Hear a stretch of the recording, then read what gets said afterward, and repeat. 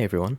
Intel has just launched XeSS, their competitor to AMD's FSR and Nvidia's DLSS in its first couple of games, and since it's supported on both Nvidia and AMD GPUs, I'll be looking at its performance on both and comparing it to both FSR and DLSS. I have not looked at any benchmarks, comparisons, or reviews before making this video, so anything you see here is based purely on Intel's official info and my own personal testing and opinions. First off, I'll quickly go over how it works. It's similar to DLSS more than it is to FSR, where it uses AI to upscale the frames. It requires implementation into the game because it's only upscaling the 3D environment, and it's supported on AMD GPUs of the 6000 series or newer, and Nvidia's GPUs from the 10 series or newer.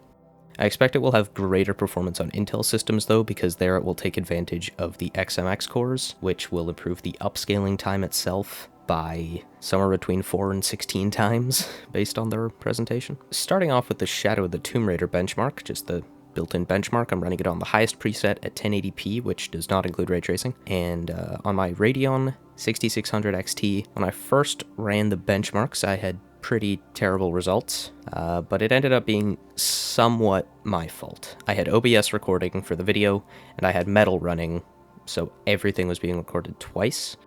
But it did run a lot worse with XeSS enabled than without, so I'm not sure exactly what part of the GPU is being used to upscale, but I do see this as a problem because the game runs fine recording twice without it enabled, so I think that's something that should be looked into. So I closed all that and reran all the benchmarks, and the results did improve, but not by much.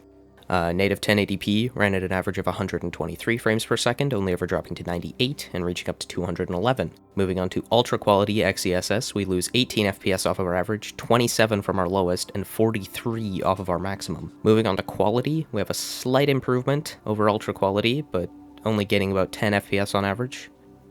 Balanced mode matched the average FPS of native, but it's pretty much the same. It's gonna look worse because it's rendering at a lower resolution, so it's not worth it. So I dropped it down to performance mode, and it dropped to 31 frames per second, meaning that the result of 27 I got while recording earlier before shutting everything down is not an outlier because it happened multiple times. So I moved on to my RTX 3050. It is a mobile card, not a desktop card.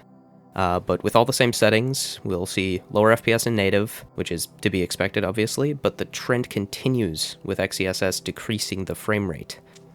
Ultra quality and quality bring down the frame rate. Balance doesn't get it quite as high as it did on the 6600, and dropping it down to performance brings my FPS down to 10 FPS average.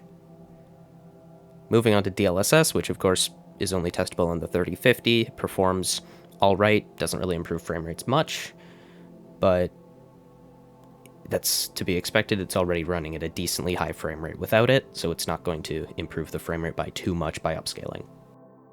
Originally, that's where I planned to end the video. Just record some quick benchmarks on Shadow of the Tomb Raider, see how it would compare to DLSS, and could not be further from what actually happened, with my benchmarks showing some very concerning issues, but obviously it's a single game, ran on a single benchmark, it's not a super good test of things, so I went out and bought Death Stranding Director's Cut, which is the only other game that actually supports XeSS at the moment. Luckily, Death Stranding is not affected by the issues I experienced in Shadow of the Tomb Raider. After benchmarking, we see little to no difference between native and upscaled, and again, to be expected, I was already getting 100 FPS average. Moving on to the laptop, still see pretty much nothing. I was already getting 80 FPS average, so everything's working properly here at least. We see similar results with XeSS, DLSS, and FSR, and native, so I don't see any issues here. I'm going to, once 3D Mark supports XeSS, I'm going to quickly benchmark that and upload a video and just link that in the description, but it doesn't yet, so I can't really show a proper stress test, but that will be coming. Moving on to the visual fidelity rather than the performance, I've recorded the same thing with each upscaler, the built-in benchmark for Shadow of the Tomb Raider, and the first cutscene in Death Stranding. Both of these have a good amount of motion and small details to compare the strengths and weaknesses of everything. In the first scene here, we see that DLSS does tend to get better detail in Lara's hair, but most of the scene does look pretty similar. That's about the only thing I can really say about that. Moving on to this next scene, we see pretty similar smudging on the close-up plants and again, really decent clarity in the background. But on this next scene, we see that DLSS has some awful problems with trailing. It even loses some of the smaller objects in the distance, even though it definitely should be rendering them. It just loses them due to how the upscaler works. Looking at the birds, again, pretty similar. Wings kind of pop in and out of existence for both.